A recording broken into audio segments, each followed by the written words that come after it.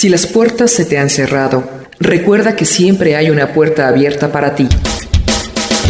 Puerta Abierta, un programa con el doctor Guillermo Torres.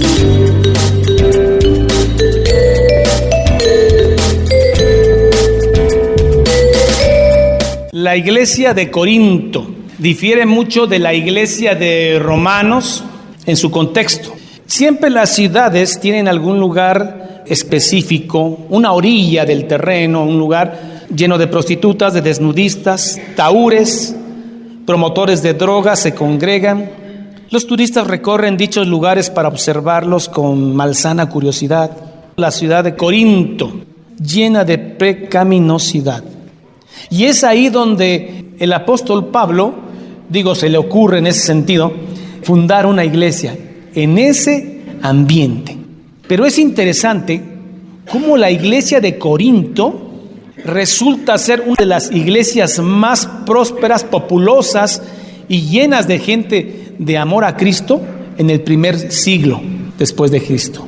Pasado un tiempo, le llegan noticias al apóstol Pablo que las cosas se estaban poniendo terribles en Corintio. Había una serie de cosas que no iban con la doctrina cristiana. Tanto al apóstol Pablo se le informa de un caso de incesto, de un hijo que estaba viviendo con la madrastra, y que a la mayoría de la iglesia era indiferente o casi le aplaudía. Un grupo decía, nosotros somos de Pablo, el otro grupo es de Cefas, de Pedro, el otro grupo es de Cristo, el otro grupo es de Apolos. Había divisiones, y divisiones serias. Usted quiere ver la carta más airada del apóstol Pablo, es la primera carta de Corintios, donde Pablo con su celo santo se enoja tanto y apenas se puede contener su ira en la introducción. Es una introducción así como tratando cuando alguien está enojado, pero trata de aguantar, ¿no? Para que no se vea tan brusco. Así Pablo está introduciendo esta carta. Ahora, es extraño e interesante a la vez cómo una iglesia que tenía todos los dones del Espíritu Santo, y no solo los tenía en abundancia. Sí había los dones, por ejemplo, en Éfeso, en Colosenses, en Roma, sí había, pero no tal abundancia como había en Corintios. Y ahorita Corintios era una verdadera pachanga. Por eso el apóstol Pablo, preocupado, escribe esta carta, y no solamente preocupado, airado. Si la carta de Roma, y que no haya entre vosotros divisiones, sino que estéis perfectamente unidos en una misma mente y en un mismo parecer. Es imposible que todos pensemos igual, no. Pablo dice, en relación a Cristo, todos debemos pensar igual. Porque he sido informado acerca de vosotros, hermanos míos, por los de Cloé, que hay entre vosotros contiendas. Cada uno de vosotros dice, yo soy de Pablo, y yo de Apolos, y yo de Cefas, y yo de Cristo. ¿Acaso está dividido Cristo? ¿Fue crucificado Pablo o Pedro por vosotros? ¿Acaso Pablo derramó la sangre por ustedes? ¿O fuisteis bautizado en el nombre de Pablo? Doy gracias a Dios que a ninguno de ustedes bauticé, que bueno, sino a Crispo y a Gayo, para que ninguno diga que fui bautizado en mi nombre. También por ahí bauticé a la familia de Estéfanas. De los demás ni me acuerdo si los he bautizado. ¿Quiere decir que el bautizo no es importante? Sí es importante, porque es una confirmación pública ante la gente de que sigues a Cristo. Pero no es lo más importante, porque entonces, fíjese lo que pudo haber pasado. Todos los que Pablo bautizaba eran seguidores de Pablo. Todos los que bautizó Pedro eran seguidores de Pedro. Dice, no, ¿acaso yo morí en la cruz? ¿A mí me crucificaron por ustedes? ¿Yo derramé la sangre por ustedes? No, pues no me envió Cristo a bautizar, sino a predicar el evangelio, no con sabidurías de palabras, para que no se haga vana la cruz de Cristo. Aquí podemos poner varias cosas. Pues no me envió Cristo a hacer templos gigantescos llenos de lujo, ostentoso, sino ¿a qué? A predicar el evangelio. No me mandó Cristo a hacer milagros ni sanidades, porque siempre había enfermos y había pobres entre ustedes, sino a anunciar el evangelio. Vean la prioridad que el apóstol Pablo le da a la palabra de Dios. Puede haber una alabanza excelente, puede haber banderistas, panderistas, pero si no hay palabra de Dios, no se está cumpliendo el mandato, que es anunciar el evangelio, la palabra de la cruz. Si no hay palabra, aunque la iglesia tenga todo el resto, no tiene lo más importante, anunciar la palabra de Cristo. Pero ¿cómo se debe anunciar la palabra del Evangelio, hermanos? No con sabiduría de palabras para que no se haga vana la cruz de Cristo. Cuando Pablo predicó en el Areópago, hay varios autores bíblicos que dicen que muy poca gente se convirtió. Maestro de retórica, Pablo, de dialéctica, de persuasión. Un despliegue de retórica que hizo en el Areópago y los convertidos fueron unos cuantos poquitos. Pablo se dio cuenta de esa situación de quererse apoyar en la sabiduría humana. Y entonces aprendió, dijo, no vengo aquí con sabiduría de palabras humanas, sino con el poder de la cruz de Cristo. Hoy en día la gente está preocupada por los métodos. No, es que el pastor debe ser así. Que no hasta hay pastores que se visten de payasos, hay pastores que se visten de boxeadores, empiezan a pelear ahí. ¡Cuánta cosa! Es que son los métodos. Sabiduría humana. No anuncian la cruz de Cristo. Y por supuesto, los templos se llenan. Porque mientras más ligero sea el ambiente, más light sea el ambiente, la gente descansa más, pero no es confrontada. De Aristóteles nace el arte de conversar y de convencer, la retórica. Había escuelas ahí en Corintio y en Grecia donde enseñaban a tu hijo por una buena lana a convencer a la gente mediante las palabras. Al griego no le interesaba saber la verdad, lo que ellos querían era contender con palabras, hermano. Y te das cuenta que a veces tú te encuentras con gente así, que te empieza a preguntar del Evangelio, pero no porque esté buscando la verdad ni el sentido a su vida, sino que necesita un tiempo de discusión, porque está acostumbrado a discutir toda su vida. Generalmente yo no pierdo mucho tiempo con ellos. A ver, cuéntame de tu Cristo. Ajá, ¿y por qué crees en Él? Por eso Pablo dice, no vine con sabiduría de palabras, para que no se haga vana la cruz de Cristo. Yo lo que puedo hacerles, mis hermanos, es anunciarles el Evangelio, pero convencerlos no puedo, porque eso lo hace Dios, el Espíritu Santo. Ahora veamos por qué para muchos los cristianos, los verdaderos cristianos, están locos. ¿Qué le hicieron? Le lavaron el cerebro. ¡Locura! Vamos a ver qué dice Pablo en relación a la locura. Porque la palabra de la cruz, el Evangelio, es locura a los que se pierden, pero a los que se salvan, esto es, a nosotros, es poder de Dios. La palabra de la Biblia es poder, del Evangelio es poder de Dios. Traiga usted a algún político, a Chávez, por ejemplo, a Carlos Salinas de Gortari, sentados acá, a Fred Mercury, cantante del grupo Queen, aquí tres, ¿a quién más? A Madonna. Ellos son poderosos en el mundo, Yo sé lo que ellos van a pensar, están locos. Muchas gracias por la invitación, estuvo muy bonito, Se llevan muy bien, ustedes los felicito.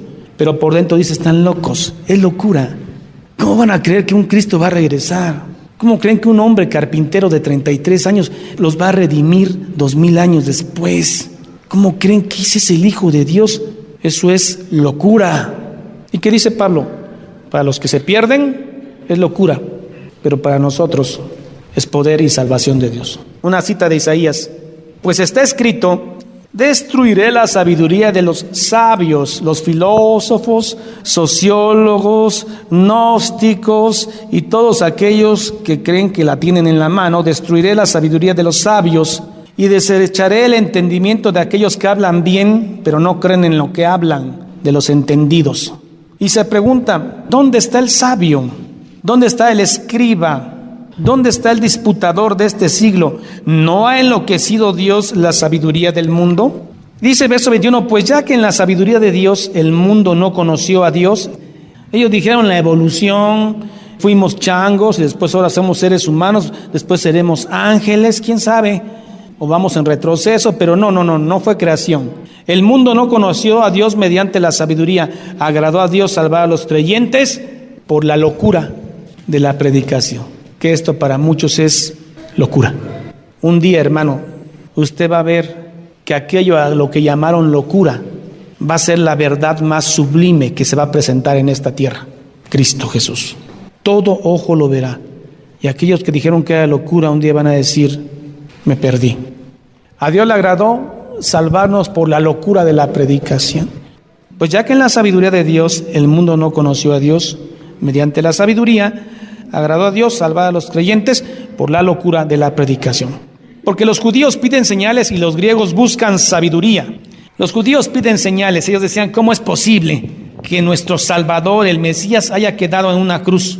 y que venga de un carpintero, y que venga de Belén, tropezadero. Pero nosotros predicamos a Cristo crucificado. Para los judíos, ciertamente, tropezadero. Y para los gentiles, griegos y todos nosotros, locura. Mas para los llamados, los que Dios llamó, ya sea judíos como griegos, Cristo es poder de Dios y sabiduría de Dios. Fíjese lo que Dios escogió para su reino, Cuando Jesús pudo haber escogido a Simón de Cirene, pudo haber escogido a Nicodemo, gente muy culta y además de dinero. De ahí otros 4 fariseos. Pudo haber escogido gente de alcurnia, poderosos, con talento, estudio. Se va a la playa y escoge un pescador, manos rústicas. ¿Qué sabía Pedro más que pescar? Sigue caminando y se encuentra a uno que transaba, un cobrador de impuestos, a un celota. Agarró a unos peleoneros, los hijos del trueno, Juan y Zebedeo. Que hubiera una cámara del tiempo, hace 2000 años, y viéramos a Jesús saliendo de Jerusalén con sus 12 apóstoles y el grupo de gente siguiéndolo. Y entonces el acercamiento de la cámara veríamos esto: Jesús con ropas modestas, los 12 con ropas más modestas, y atrás de ellos leprosos, gente enferma de menstruación, cojos, ciegos, paralíticos, enfermos, empobrecidos, porque lo insensato de Dios es más sabio que los hombres. Verso 26. Pues mirad, hermanos, vuestra vocación para lo que fueron llamados, que no sois muchos sabios según la carne, ni muchos poderosos, ni muchos nobles. Y por eso hay gente que no les gusta esto y quieren hacer pura iglesia de élite, ¿no? ¿Y por qué Dios nos escoge, pues? Sino que lo necio del mundo escogió Dios para avergonzar a quienes, a los que saben según la carne, a los sabios. Y lo débil del mundo escogió Dios, los débiles, los que no teníamos carácter para dejar de beber, los que no teníamos carácter para dirigir nuestra vida, los que no teníamos nada. Y lo débil del mundo escogió Dios para avergonzar a lo fuerte. Ese avergonzamiento va a ser en el día de Cristo, donde los olvidados, los andrajosos, los mendigos serán sentados junto a los príncipes. Y lo vil y lo menospreciado escogió Dios, y lo que no es, para deshacer lo que es, a fin de que nadie se jacte en su presencia. O sea, que llegue el sabio es que yo llegué a Dios por mi sabiduría, hermanos. Otro dice, yo llegué a Dios por mi poder. Dice, para que nadie se jacte, Dios escogió lo necio y lo vil de este mundo para su reino. A fin de que nadie se jacte en su presencia, mas por Él, por Dios, estáis vosotros en Cristo Jesús, el cual nos ha sido hecho por Dios. Ahora sí, mire lo que va a hacer con nosotros al final. Sabiduría. Entendemos lo que los sabios no entienden, que es la fe en Cristo. Justificación. Al entender la gracia estás justificado y estás en el proceso de santificación, y en el día final de tu vida vas a ser redimido. Lo que el mundo no entiende, Dios le agradó que lo entendieras tú. Fe en Cristo, hermano. Siga usted creyendo en Jesús y su fe no será avergonzada, y usted verá en el día final, cuando Cristo se presente, cómo lo alto, lo poderoso y lo sabio de este mundo va a ser humillado, y aquello que fue humillado en esta tierra va a ser exaltado. Y finalizamos diciendo que para que, como está escrito, el que se gloría, gloríese en el Señor. Bendita la Trinidad, Señor. Bendito tu Hijo. Bendito el Padre también.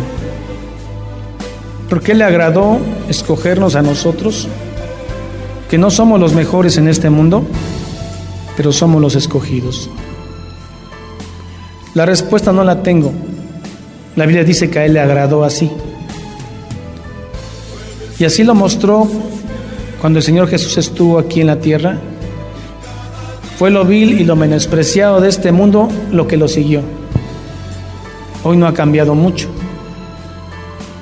Seguimos siendo aquellos que no teníamos ninguna otra oportunidad. O era Cristo o no era nada. Por eso, Señor, te damos gracias, porque te agradó salvarnos. Y algún día lo menospreciado será exaltado en ese día venidero. Pero ese tiempo lo tienes tú, Señor.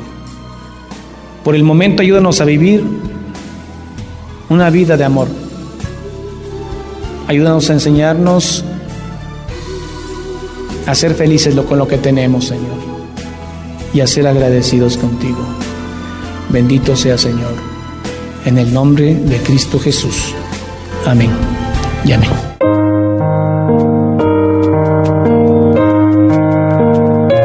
Jehová es mi pastor, nada me faltará. En lugares de delicados pastos me hará descansar. Junto a aguas de reposo me pastoreará. Confortará mi alma. Me guiará por sendas de justicia por amor de su nombre. Aunque ande en valle de sombra de muerte, no temeré mal alguno, porque tú estarás conmigo. Tu vara y tu cayado me infundirán aliento. Aderezas mesa delante de mí en presencia de mis angustiadores. Unges mi cabeza con aceite, mi copa está rebosando. Ciertamente el bien y la misericordia me seguirán todos los días de mi vida, y en la casa de Jehová moraré por largos días. Salmo 23. Esta es la paz que Dios te da a través de su palabra. Busca un grupo de personas que te ayuden a leer e interpretar la Biblia. Te invitamos a escuchar el programa Puerta Abierta con el Dr. Guillermo Torres, pastor de la iglesia La Familia de Dios. Todos los días por esta estación.